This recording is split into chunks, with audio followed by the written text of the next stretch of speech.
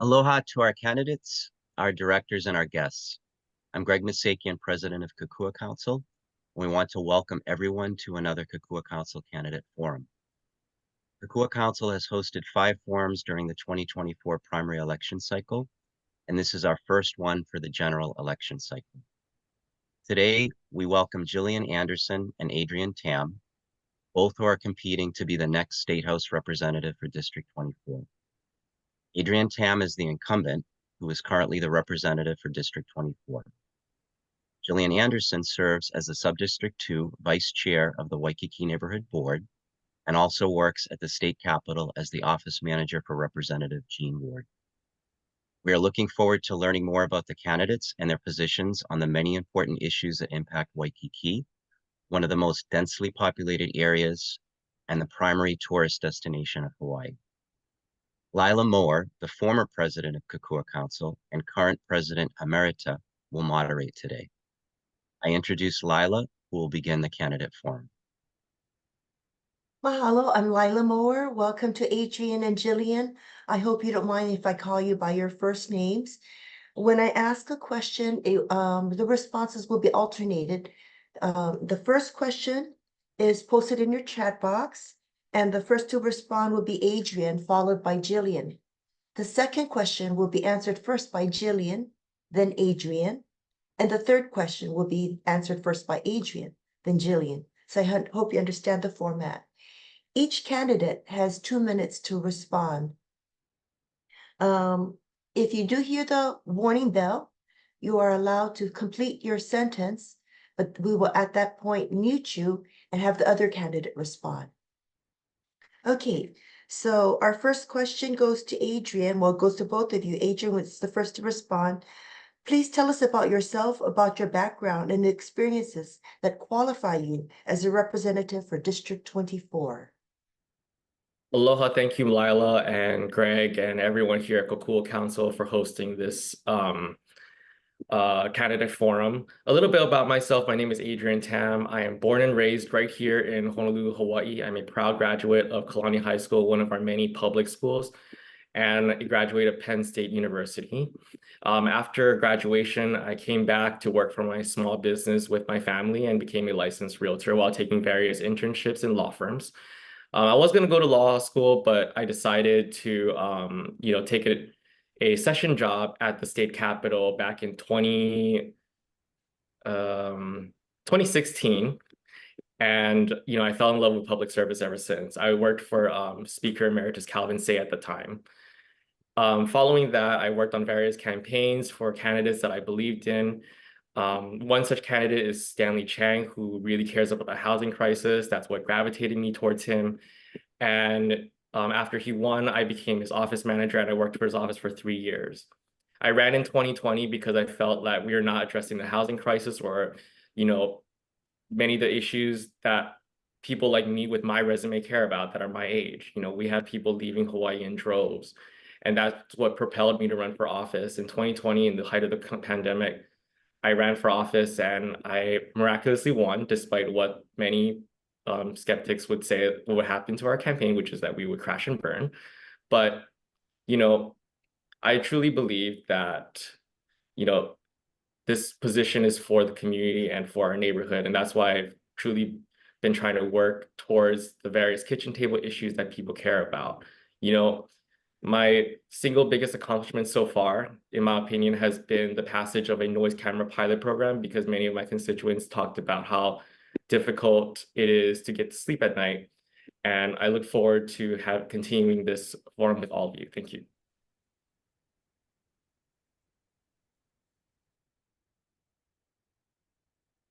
Jillian, your response, please. Good morning, everyone. I'd first like to very much thank the Kokua Council for putting on this forum. I always appreciate how substantive your questions are to us and how policy focused. So thank you very much for giving us this opportunity today. A little bit about myself. I have lived in Waikiki since I was just 3 years old, and I've been here ever since. So I not only see the conditions that we are experiencing today, but I'm also intimately aware of the evolution over the last 2 decades or so. And unfortunately, I have seen such a decline in such a short period of time, and that is really the major impetus for me running now for the second time. I have decent legislative experience. I have worked 3 legislative sessions now. My first session, I worked for our House Minority Research Office, and there I was a legislative analyst and researcher, which was a fantastic foundation because I really got to get into the nitty-gritty of our very complex legislative process. I got to really see how we could use policy to solve some of our biggest problems and ultimately see how we're not doing that. So following that, I ran for office in 2022 for the same seat here for Waikiki. And after that election, I became the chief of staff for Representative Jean Ward, our House Minority Policy Leader. That's the role that I'm currently in now for the last 2 sessions. I have learned so much about the entire role of a representative, from policy all the way to constituent concerns and relations. And I feel extremely equipped to be able to do this for my beloved district of Waikiki. In terms of my academic background, I went to Sacred Hearts Academy all the way from kindergarten through 12th grade. I then went to our University of Hawaii at Manoa, where I spent most of my time studying at our Shiler College of Business, where I was a business triple major in entrepreneurship, marketing, and finance. And I also was a minor in history. So I really feel like politics really is a nexus between so many of my interests in terms of the entrepreneurial mindset, understanding finances, understanding history and how we can learn from things that have been tried in the past and where we are today. And I look forward to being able to expound on so many of the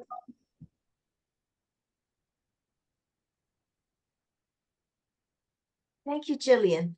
The next question comes from Doug. Hi guys, thanks for doing this.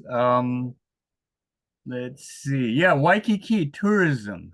During the COVID lockdown, a lot of us realized that Hawaii is seriously over-touristed and called for legislation to manage tourism rather than just blindly promoting it. Is limiting and managing tourism a priority for you, or is tourism still the goose that lays the golden egg? And I believe Jillian, the question goes to you first. Thank you. Thank you. Yes, obviously, this is a top conversation topic for a very long time. I think that we need to be realistic and see that tourism is and always will be our state's bread and butter. But at the same time, we need to recognize that we are being overrun. We're not being as sustainable as we could be. And we're not really educating our tourists in terms of our culture, our history, our environment. And living in Waikiki, my father worked in the hotel industry. I can see that there's so much opportunity for growth in those areas, especially from the legislative perspective. I really appreciate the change that has taken place over the last couple of years with our Hawaii Tourism Authority in terms of creating sustainable frameworks and how we approach tourism and not really making it as much about destination marketing because our beautiful environment does it for itself, but about destination management. But on the other side of that coin, I think we also need to look at economic diversification. So not necessarily limiting tourism, but growing the pie itself. We need to look in other sectors and be able to help offset some of our reliance on tourism. As we saw with those lockdowns, I mean, I walked the entire South shoreline and it maybe saw 2 or 3 other people. It was eerie. It's hopefully something I'll never experience again, but it's very, very clear that this is something that we're over-reliant on. And even though we're needing to change maybe our way that we approach tourism, we also need to be looking at other sectors at the same time. So I am pro-tourism, but I'm pro-sustainable tourism, and I'm also pro-economic diversification. Thanks. Thank you very much, Jillian. Adrian, your response, please. I'm a major supporter of our tourism industry, and I really appreciate the directions that we've made in the past couple of years to manage tourism. Because if you talk to many visitors that come here, many of them in the past say that they would not want to come to Hawaii again, mainly because we weren't managing it better. You know, one good example that we've done is to put in a time system on a reservation system at Diamond Head, so that tourists could really get the full experience of climbing Diamond Head and enjoying the views without it being overcrowded. And that's one of the many things that we've done across the state too, with a hike in Kauai and other places as well. You know, I think that in terms of diversifying our economy, I think that we have to be very clear of what direction we want to go. I view our economy as right now as a 3-legged bar stool, where we have tourism, construction, and the military. Well, that's not really sustainable, because if you take away one of those legs, the bar stool is no longer a bar stool and it falls. We need a 4th leg. And I think that one place that we can look into is agriculture, and another place we can look into is renewable energy. Both sectors complement the tourism industry while preserving the natural beauty of Hawaii, which makes visitors want to come back to Hawaii and experience more Hawaii again, because that's what the goal is. We want to manage tourism so that visitors have the best experience possible, that they want to come back. Thank you very much, Adrian. All right, our next question. This goes to Adrian first, followed by Jillian. What is the most pressing issue in your district, and what will you do about it? The most pressing issue in our district right now is the condominium insurance crisis. We have many people that are living in condominiums here, and they see their maintenance fees skyrocket because banks are no longer lending it unless you have 100% insurance coverage, and many of these market rate insurance companies are no longer providing 100% insurance coverage. So many people have to go off market to find other insurance providers that are oftentimes more expensive. We had a bill this year that would allow the hurricane fund to be used to cover condominiums. That unfortunately died, but we created a task force to look into how we can do that, because the bill itself didn't address the affordability aspects of it, but only addressed the availability parts of it. Now, availability will still make it very expensive. So the proposal that we have now is that we're allowing the Hurricane Insurance Fund to underwrite policies for these condominiums, for these major condominiums. And I think that as we move forward, we can look into whether or not the Hurricane Insurance Fund can actually act as a supplement. Whereas if a market rate insurance company provide 80% of the insurance rate of the insurance coverage, and the Hurricane Fund can provide 20%. It's now up to us to have these conversations of, what of the 20% we're going to cover, and what of the 80% the market rate insurance company is going to cover. And that's going to have to be addressed legislatively, and hopefully, this task force is still going on that the governor has made. And maybe we can, start doing these without legislative bills. What I've learned in the legislature is that, some of these issues can be solved without a bill itself. It just takes the will of our departments to work together with the private sector to do so. Thank you, Jillian. Your response, please. Yeah, it's interesting how my answer to this has evolved from 2022 till now. Initially, I was running back then for public safety and crime related issues. But as Representative Tam has said, number one issue right now has to be condominium insurance premiums. That is just something that is completely financially burdening so many condo owners, especially here in Waikiki, that is almost exclusively condominiums. I am very lucky right now that working for Representative Ward, who represents Hawaii Kai, that there are many condominiums out there as well. So I am very involved in this issue. We had a town hall where, with very short notice, we had 150 members of the community come in person. Everyone is concerned about this. Me, myself, we saw an assessment in our building. Maintenance fees right now, because of these increasing costs, are like a second mortgage. And we really don't see any end in sight. This was unforeseeable for so many condo boards to be able to allocate money for. So I think that this is definitely the number one issue facing us, not only this year, but moving into the future. How can we be able to stabilize our market now, and moving forward, be able to lower these costs, because people simply cannot afford it.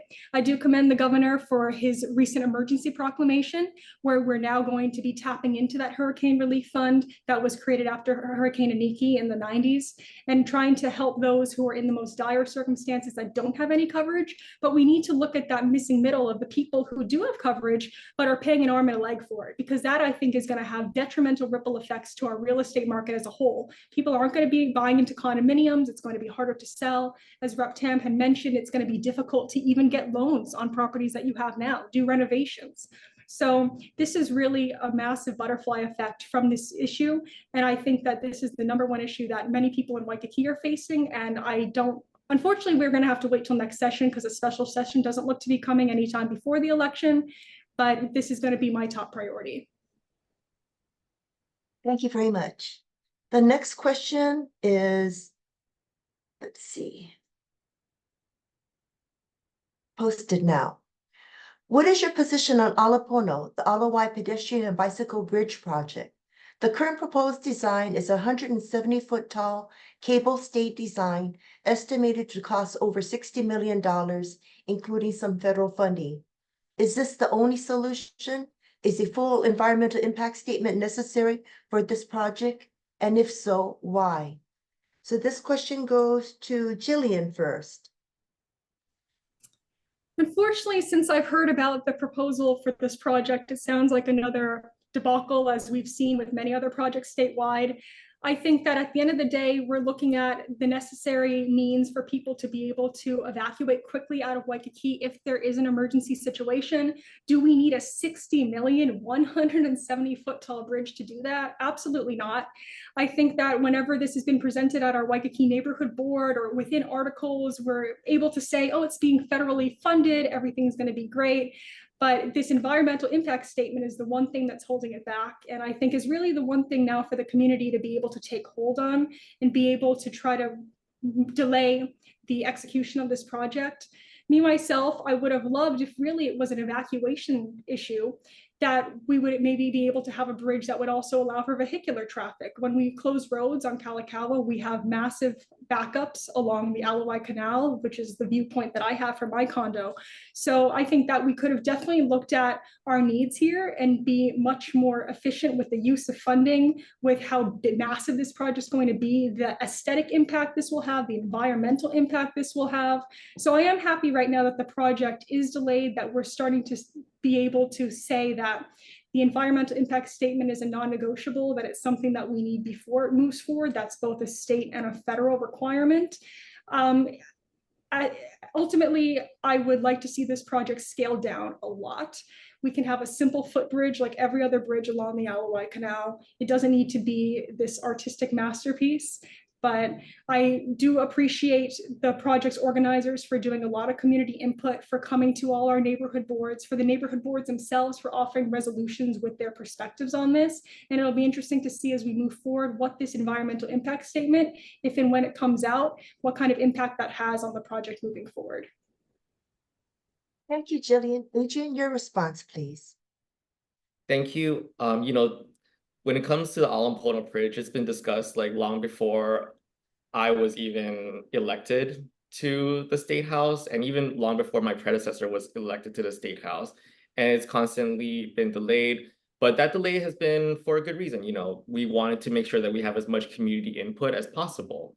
But I think, unfortunately, it has gone forward as this large, massive bridge that isn't as modest. So my position has always been like, I'm in favor of a bridge. I wanted something more modest.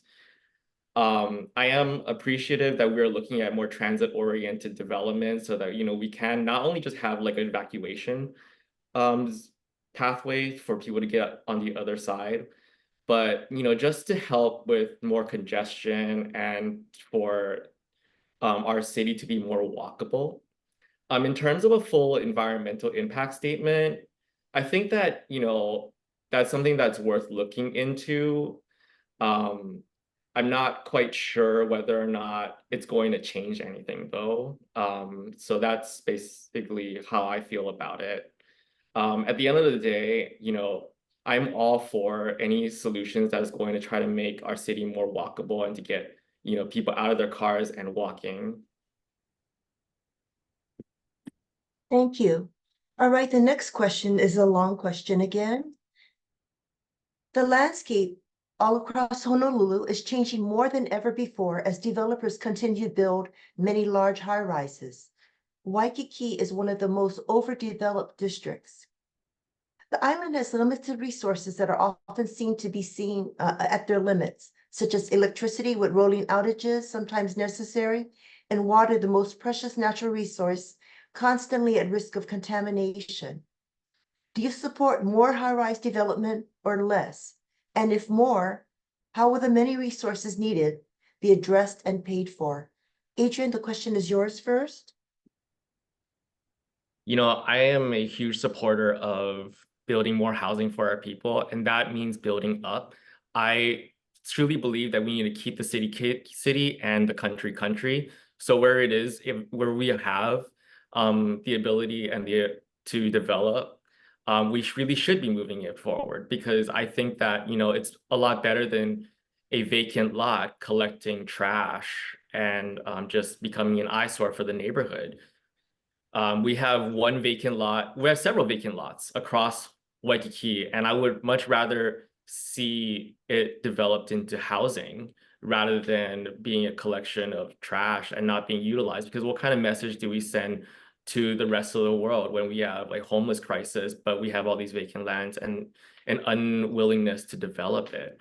I think it goes hand in hand with my idea of diversifying our economy into renewable energy, because if we were able to continue to tap into this industry that is almost untouched here, we'll be able to address those rolling blackouts issues that you've mentioned, or the sewage issues that you talked about. Because, you know, for me, housing has always been worth investing in. And if we were able to tie in other industries to help make it happen, then I'm all for it, and we should need to do it. Thank you. Thank you very much, Adrian. Jillian? Thank you so much for this question and for the ability to show a contrast and perspective here. Infrastructure is one of my absolute top things to look into and research, and we simply do not have the infrastructure. This is something that I think has been out of sight and out of mind for so long. These rolling blackouts, though, are putting it in the spotlight. We have a population of 1.4 million people, and we're simply not able to have a grid that's able to support our electricity needs now. We have sewer systems that are aging. We have roads that are aging. We don't have enough police officers, our schools, all top to bottom. There was a report done most recently in 2019 by the American Civil Society of Engineers, and our infrastructure as a whole was ranked as a D. The highest was a C- or C+ for bridges. So top to bottom, our infrastructure is declining. We're not managing our infrastructure. We're not updating our infrastructure, but we continue to build. Obviously, housing supply, and maybe we'll get into that in another topic, is another crisis that we're suffering from. But until we have the infrastructure as the foundation to be able to support increased supply, we're going to continue to see rolling blackouts. We're going to continue to see issues with needing to conserve water. And renewable energy, if we were able to get our battery storage online, if we had solar farms across the state and solar panels on every house, maybe would make it feasible, but we're not there yet. And I think right now we need to be investing in infrastructure way more before we even start to talk about more high rises. Thank you. Thank you very much, Jillian. All right, the next question is again a long question. We were fortunate that a major storm only brushed past Oahu. The Big Island was not as fortunate and suffered some flooding. A catastrophic flood could cause widespread devastation in Waikiki and its neighboring communities, significantly disrupting our lives. Have you read the 4,000-page Ala Wai flood risk management report issued last November? What is your position on the Ala Wai flood risk management or mitigation project, the possibility of a flood wall along the Ala Wai, a detention basin at the Ala Wai golf course, floodproofing, and elevation of residential structures? And this goes to Jillian first. Thank you. I can't say that I read all 4,000 pages, but I did see this report. And what I did appreciate was, I think from the get-go, you see 6-foot walls elevating our sidewalks, and you think that this is blown out of proportion. But the report does go through that there was a meticulous analysis of all different alternatives and what that would mean for the community. So the report is out there for anyone who is interested in seeing what else was evaluated. In terms of where the project stands now, last that I did see, this is something that is not really looking like it's going to move forward. I know that the mayor is really pushing for it, but the Army, who is going to be doing this, is actually seeing that there are negative impacts from another project that they did along the Missouri River, where that they were liable for the landowners on the external walls for having flood impacts due to the walls. So along the Ala Wai, we have 1,300 landowners who would be able to be compensated for any damage from any sort of flooding that happens because those walls are up and it's not able to drain as it currently is. I think that 6-foot walls would completely change the entire character of Waikiki forever. Just seeing what we have right now, I think that there'd be graffiti immediately. I don't think that we necessarily need to be preparing for a once-in-a-century flood. I don't think we've ever even had a flood that went to that level. I have seen the Ala Wai raise in levels and go onto the roadway, but not to the extent that this project is preparing for. I really do love the proposition to do the Blue Ala Wai Canal project to open up the waterway on the Diamond Head side. Obviously, that's going to be expensive, but this flood wall project is already over $1 billion estimated, and that doesn't even now include the possible cost implications of lawsuits down the line. So I think that we need to be looking at other alternatives, but as this project stands now, I am happy that it's not moving forward today. Thank you. Thank you, Jillian. Adrian? Thank you. I'm really fortunate to have been in constant communication with our congressman and our federal delegation on how we are going to move forward with this project. I think that, right now it is stalled, and I'm happy about that because, I'm not that happy about, gigantic walls going up around the Ala Wai because it does change the character of the neighborhood. So what were we doing at the state level? I'm really fortunate to be working with Senator Moriwaki as well as the UHC grant project to really look at a 100-year plan and to manage Waikiki and the flood mitigation projects. Right now, we are still in the process of collecting community input. And I think that's one of the main things that Senator Moriwaki and I really emphasized when we wanted to move this thing forward, is because we wanted to make sure that the community was invested heavily in this project, because we had many people that are going to be living here, especially people my age, for a really long time, not generations. And, I think that we can be, through this UHC grant project, we're able to find what needs to be done to basically prevent floods while, working with the Army Corps of Engineers and the city to manage the Ala Wai Canal. My position has always been clear. We have to prevent flooding. And I think that we can only do this if the community, as well as the federal government and the city, come together to basically talk about how we're going to move forward together to basically create a project that everyone's going to be on the same page on while completing its job. Thank you very much. All right, you've already touched upon this next question, and it is a very long question. The insurance industry has a heavy influence on the retention of medical professionals and now on home ownership. In the medical industry, capitation agreements force medical service providers, doctors, to accept lower and lower reimbursements, and many struggle to stay in business. In the condo world, we knew in advance that deteriorating buildings, increased legal disputes, and shortfalls in reserves adversely affected the cost of insurance. And now there's the debacle caused by insufficient hurricane insurance. Insurance premium rates increases of 400% and more are being seen at condominium associations throughout Hawaii.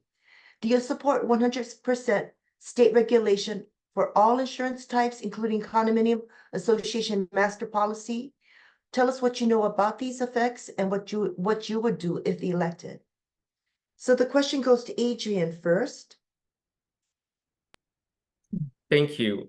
I'm actually kind of confused by this question. Is it asking if we support 100% a regulated insurance that can be underwriting for condominiums, or are we asking for 100% state regulation on all insurance companies across the state? I believe the question is asking for 100% state regulation of all types of insurance across the state. Okay.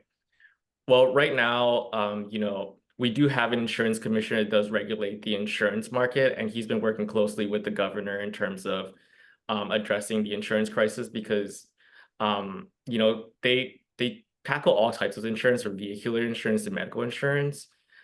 And now they're really diving into condominium insurance.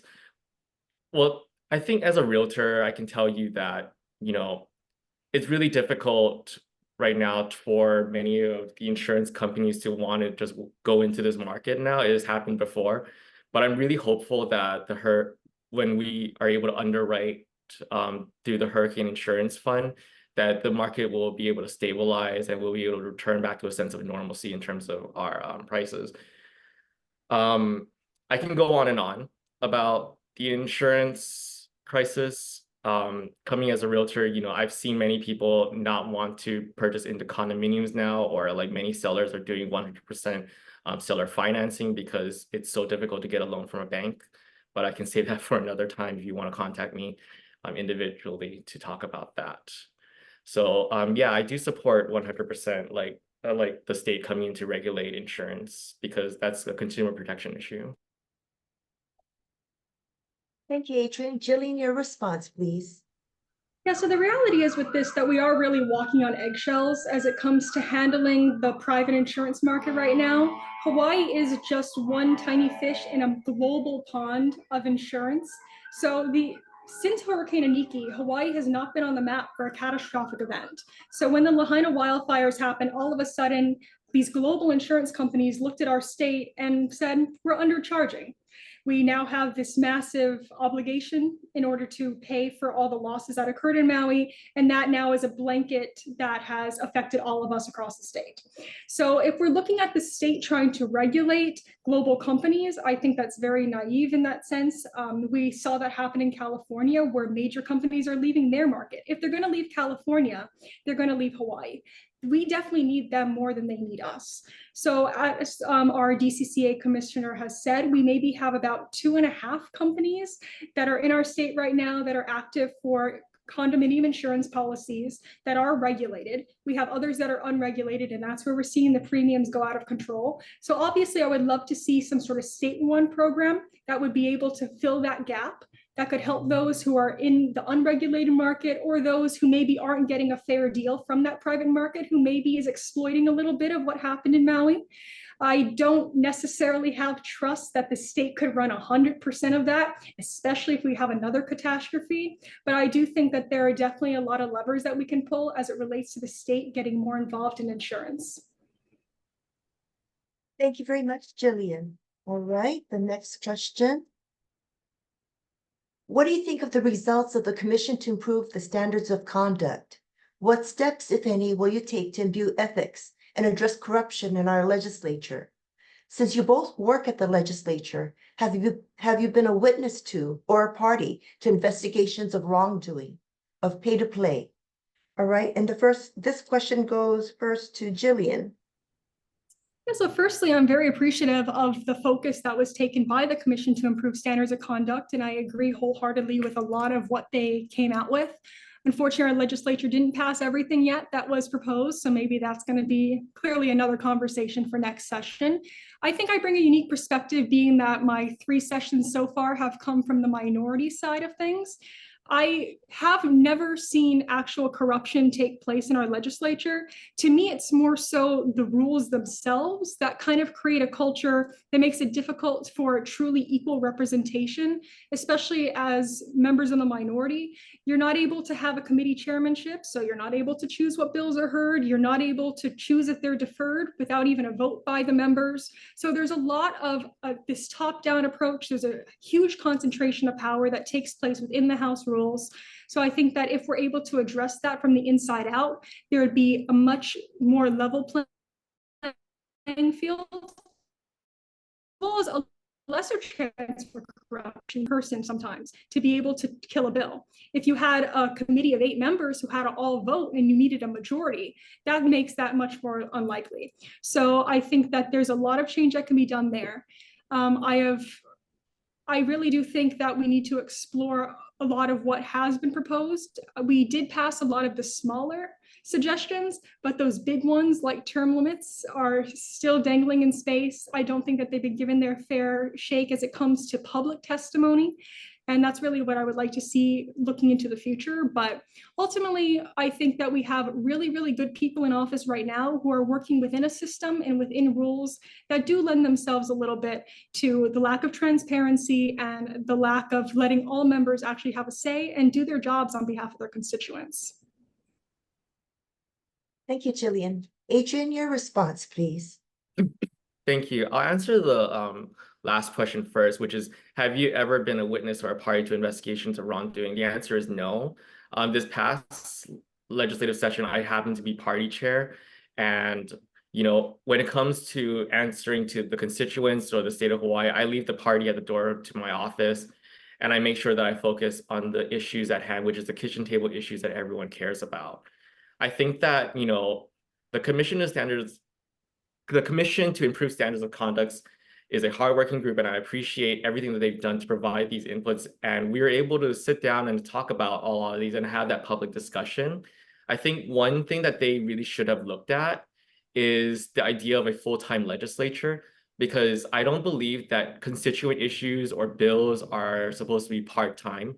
And when we have a full part-time legislature, it opens the door to more corruption, because it allows members like me who can pick up, who are, to work separate jobs outside to pick up clients that have business before the legislature, and to basically advocate for them privately while doing work and getting paid for them in a legitimate way. The other thing that I really support for a full-time legislature is the fact that it is ridiculous that if Kokua Council wants a bill, they have to give it to me in the beginning days of January. And if they were to give it to me on January 31st, I have to look at Greg or Lila or Doug in the eye and say, I'm sorry, the deadline has passed. You have to wait till next January. That is bonkers to me. And I think that a full-time legislature will solve the issue of a special session to address the condominium issue, would address all these ethical issues, and basically make our state more productive, or our legislature more productive. Thank you. Thank you very much, Adrian. Okay, the next question goes back to Adrian first. The Waikiki Neighborhood Board adopted a resolution supporting consumer protection bills for condo owners. Slightly different versions of that resolution were also adopted by the Ala Kaka'ako, the Mo'ili Mikali, and the Makiki Lower Punchbowl Tantalus neighborhood boards. And a subsequent version was adopted by the 2024 Democratic Party. These resolutions are significant because as much as 40% of Oahu's population resides in condominiums. Will you support an ombudsman's office to address concerns within condominium associations, homeowners associations, and planned community associations? So Adrian, you're first on this one. Thank you. When it comes to an ombudsman's office, I think we have to be very clear about what the ombudsman is going to do. Right now, we provide financing for mediation before it goes into arbitration or a court process. I think that the main thing is that we have to avoid going to the court process, because that's going to be extremely costly when, you might already have to owe many fines. One thing that has been brought up was the idea of taking some of these fines and putting them into small claims courts so that we can avoid these high court costs or arbitration costs or mediation costs. Right now, mediation is probably the safest bet to provide a lengthy court battle that could have a lot of stress on an individual. But if we're going to move forward with an ombudsman, I think that what the ombudsman has to be primarily about is not take a side when it comes to these issues, but to work it out with both parties so that we can come up with a solution that avoids going into the costly mediation process or the arbitration process or the even more costly court process. So I'm looking forward to working with Kokua Council again to see what we can do. And I know that there's a task force that addresses the condominium issues right now in terms of the ombudsman. And I've been following that very heavily. And if we're going to create make an ombudsman office, we have to make it very clear of what their responsibilities are going to be. So I'm very in support of that. Thank you, Adrian. Jillian, your response, please. Yes, I've been very frustrated with how much the legislature has been dragging its feet as it relates to a lot of condominium concerns, most notably the Ombudsman's office. We had a bill last session that, as Rep. Tam had mentioned, created a task force that's going to be evaluating all these different condominium issues and how we can best proceed as a state. Well, that report's not due until June 30th, 2026, which, as we just touched on as well, because we don't have a full-time legislature, that means the earliest that legislation could go into effect for that is 2027. So this is something that I think, like you said, it affects 40% of people. And we have really rigorous consumer protections, but for some reason, when it comes to condominium owners, all of a sudden that goes out the door because you're self-regulated. We don't handle that. Yes, you can go to the DCCA, but we don't really have that mediator piece or that person who's there who can exclusively handle that Chapter 514B and is able to remedy all this. Working with the Hawaii Kai constituency, especially now with the insurance premiums, I'm getting so many really intricate condominium concerns, and people don't necessarily want to go the legal route initially. They just want to know what are their rights, What are they able to do in the confines of the laws now? And there's so much ambiguity. There's a lot of injustice going on, to be frank. And I think that the legislature needs to reassess. We need to trial and error. We can't just study everything forever. We can look at what another state is doing. We can find the flaws in our system now. We can put something in place. If it doesn't work after a year, we change it. But at least we can help people out in the process versus just talking about it forever. Thank you very much, Jillian. All right, the next question comes from Dale. Hello there.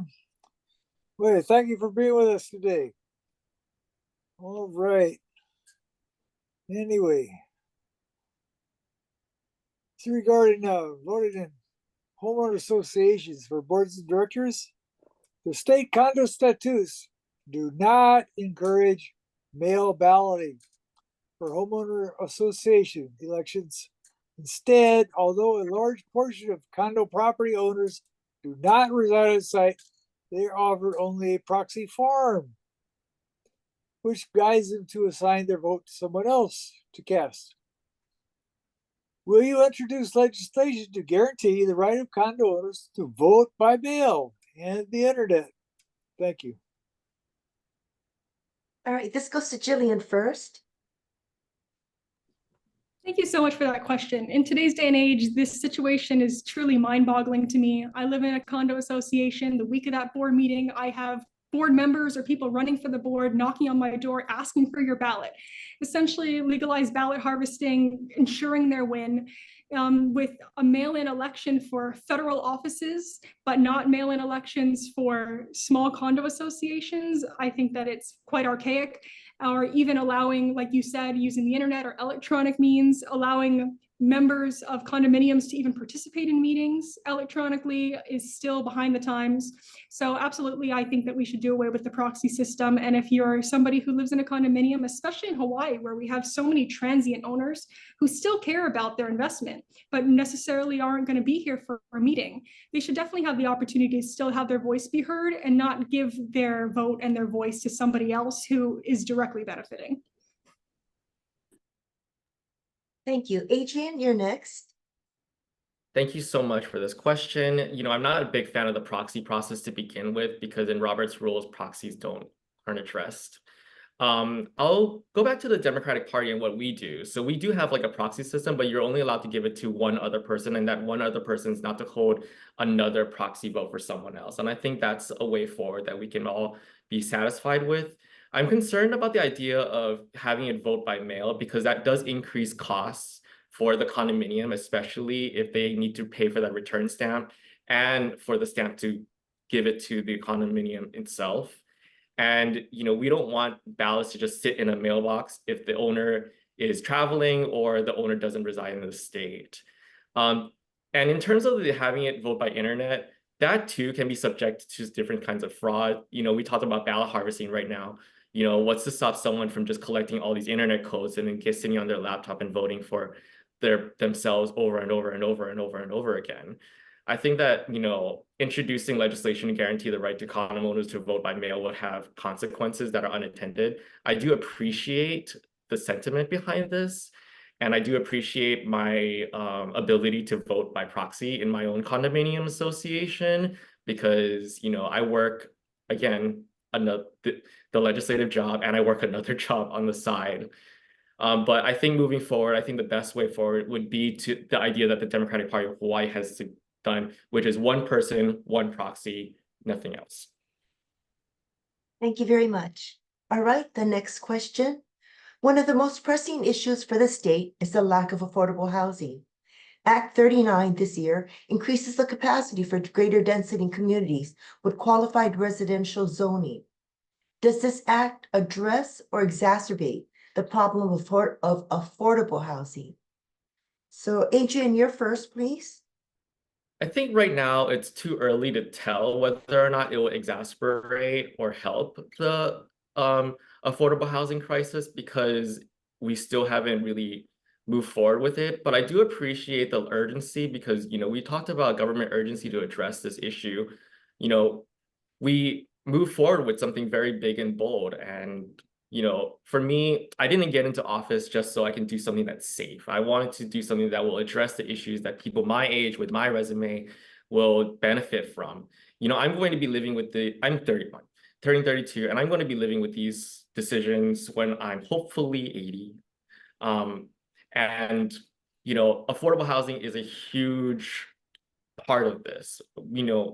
People are leaving the state because they can't afford it. One thing that we have done at the legislature was we were able to pass a bill that makes it easier for commercial buildings to convert into mixed use for residential. And I think that's going to have a bigger impact on our affordable housing crisis than Act 39. Thank you, Adrian. Jillian? Yeah, this was a bill that I definitely followed very closely throughout the entire legislative session. It's the antithesis of responsible urban planning. It was very controversial. It ended up getting 22 no votes in the House. It needed 26 to not move forward. So I think that for districts like the one that I work with now in Hawaii Kai, that is very meticulously planned to just have this blanket requirement that the counties by the end of 2026 are going to need to allow for double or if not more in terms of density is very irresponsible, as there is no consideration or assistance financially for infrastructure needs, as we had touched on a little while ago. That are these neighborhoods able to be sustain what these new populations and new density requirements are going to require. In terms of just increasing supply without any emphasis on price restraints, I think is also irresponsible, because we can build, but if people can't afford to buy them, then what is the point? So I think that this bill maybe is a good start. I think that there definitely, if it was going to pass, should have had more confines on the counties if they do pass legislation subsequently. And I definitely do think that it needs to go hand in hand with more price controls to make sure that these new supply units are actually affordable. Thank you. All right. The next question. In June, the U.S. Supreme Court ruled in favor of anti-camping laws and overturned a lower court's determination that when no shelter is available, enforcing laws that ban people from sleeping in public places is cruel and unusual punishment. Some say that this Supreme Court decision made it easier for communities to address the problem of the homeless, sleeping and living on the streets and in parks. What do you think of this federal decision? Jillian, you're first. Yeah, I have been following this case, and it's a really interesting one because it looks at sleep as a natural need for anyone to survive. So by denying people the ability to sleep outright is the reason that this was overturned, but you can choose places where they can sleep and when they can sleep. So I think that that is a fair compromise for our state to be able to say we're closing beaches between, say, 11 and 2 or whatever it may be, that you can't be here during this certain time. I do see that we have a homelessness issue that necessarily doesn't correlate with bed space as some other jurisdictions do have, that if there are places for people to go and they're still avoiding the laws that are on the books now, I don't necessarily see that as cruel and unusual punishment, but I do know that our laws right now as it relates to shelter are a little restrictive, and I would like to see those alleviate a little bit more. One such example is that you can't bring animals into shelters, or that people need to be moved out of shelters during the day. So I think we need to really focus on stability for a homeless population. If we are going to offer them alternatives, we need to make sure that there's something that are not so disruptive as they are now. But this decision, I think, does give some more flexibility for our officers who really are trying to balance the needs of our homeless community with the needs of having a safe community for everyone else. Thank you. Adrian? When it comes to this Supreme Court decision, I'm just going to say that I'm indifferent about it. I recognize that, it does possibly help the homeless crisis by making sure that they're not in our community or in other communities. But I also see that, moving the homeless people from community to community is going to exacerbate the problem and not going to solve it. At the legislature, this past legislative session, I recognized this problem. And one of the biggest issues that we saw in homelessness is that, it's really hard to find someone who's homeless during the day because everyone's moving around, especially in Waikiki, where you see a lot of people going to the beach and you don't know who is homeless and who's not because everyone's in their bathing suit.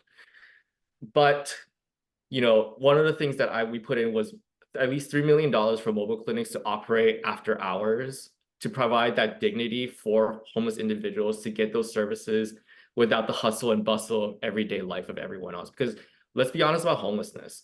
No one wants to be homeless.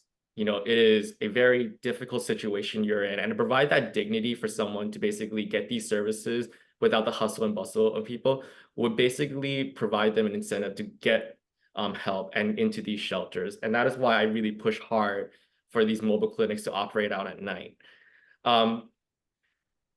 In terms of shelter space, I do think that we need to loosen some of the regulations, such as allowing pets or storing items or staying during the day. You know, we have to treat our homeless people with some dignity so that, you know, we can help them get back on their feet and off of the streets. Thank you very much. All right, the next question. Doug, this is your question. Okay, let's see. Yeah, another question about affordable housing. With so much of Hawaii's housing being sold to non-residents and corporations, how do we prevent non-residents and corporate investors from driving up the cost of housing, or should we do anything at all? That goes to Adrian. Adrian. Yeah, so, you know, in terms of housing, I still see it as supply and demand. We have to increase supply to meet demand. I know that there's a lot of talk about infrastructure, but to be honest, a lot of the infrastructure costs are passed on to the developer. And that's what really drives up costs for many of our units. In terms of housing being sold to non-residents, you know, if you look at the statistics, it really doesn't make that much. I think it's like 6% at most of our housing supply that are being purchased from non-residents. And I think what we really need to do is to make sure that, you know, if they're going to invest in here, they need to put it back out the market so that it is rented to someone locally here. The issue that we have seen is that many people decide to buy a unit and not rent it out and use it as a vacation home, and basically park their money to avoid paying taxes in their respective, you know, residential area. I think that, you know, I don't know how constitutional it is to prohibit someone just from investing in it, but there are ways to mitigate the issues that I just talked about, such as an empty homes tax or a fee, or a higher conveyance fee for those that are purchasing that aren't going to be homeowner occupied or aren't going to put it on the market for rentals right now. Thank you very much. Jillian, your answer, please.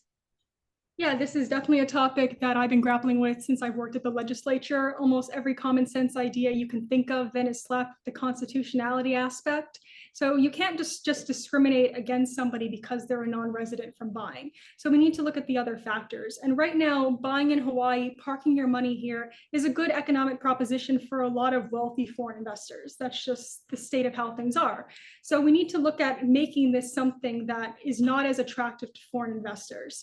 So by looking at different mechanisms like increasing taxes, increasing carrying costs, increasing the financial burden when they go to sell that unit. If the unit is not owner occupied and it's just going to be sitting vacant, as is the case with so many condos in Waikiki, you go at night and you see how many empty units there are.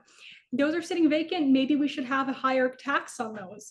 So I think that we need to look at what we can do constitutionality wise. And there are many things that we have not explored because it starts that internal fight between locals and non-residents. But at the end of the day, we're in an affordability crisis. Locals should come first. We need to reduce cost of living for the people who live here. And I think that one way that we could do this as well is to incentivize developers to be making their projects affordable and to be selling to local residents at a certain percentage of the area median income. That's something that we are making some strides on. It's not enough though. And we need to just be realistic that people cannot afford seven-figure starting value prices of the new developments that are coming out. So I think we need to move the conversation from we can't do it, the Constitution doesn't allow discrimination, and instead, what can we incentivize and how can we put financial pressures on external investment in our state? Thank you very much. All right. we are now at almost at our deadline. So I'd like to offer you both the opportunity to make a closing statement. The closing statement would be 2 minutes apiece, and we'll start with Jillian. Thank you so much for this opportunity to speak today. I think that it's super important for every voter out there to not only know their candidates, but really know what they stand for. I think in this election, again, we have two really great choices for Waikiki. It's a really unique situation that we have two young people running to represent their district and government. So I really appreciate anyone who listened to this today. If you want to learn more about me, you can go to my website. It's jillianforhawaii.com. I'm also pretty active on Instagram, and you could direct message me there or give me an email at jillianforhawaii@gmail.com. I also really want to encourage people to vote. I think this primary, we saw how apathetic our voter base is, and it is really disappointing because as we've just gone over, we have so many pressing problems here in the state, and so many people just don't realize what a massive impact state government can have on that. So your vote really, really does matter. To see about 30% turnout in the primary, I'm really, really hoping that we can get those numbers up, especially with a total mail-in election. It's really quite easy. There's a digital voter guide now for the first time ever through the Office of Elections. So you can see photos and statements from every candidate on your ballot. So you can make an informed decision. So watching forums like these, checking them out, candidates out on their website, contacting us directly, all extremely highly encouraged. Get your friends to vote. And I just am very thankful for the opportunity to share my thoughts on policy, because I think that's the biggest thing that I bring to the table in this election. Thank you. Thank you very much, Jillian. All right, Adrian, your closing statement, please. Thank you. I want to thank Kokua Council. I want to thank Jillian for, being able to be here today so that we can have this discussion. I think that there are many important topics that we touched upon. And, I agree, we have to increase our voter turnout. I know that elections are very boring sometimes to just the regular voter, but for me, it's very exciting. My family immigrated here, and had they stayed where they were, they might not have the opportunity to vote. And that's why they cherish it. And that's why I cherish it. And I've been voting ever since I was 18 years old. I am really grateful for the privilege to represent Waikiki and Mo'iliili for the past 4 years. And I'm seeking re-election because, I love this job, and I do love representing, and I do love working for my neighbors. We've created a very tight-knit community, because that was one thing that I've been setting out to do by, creating, community policing, to holding town halls, to basically park cleanups.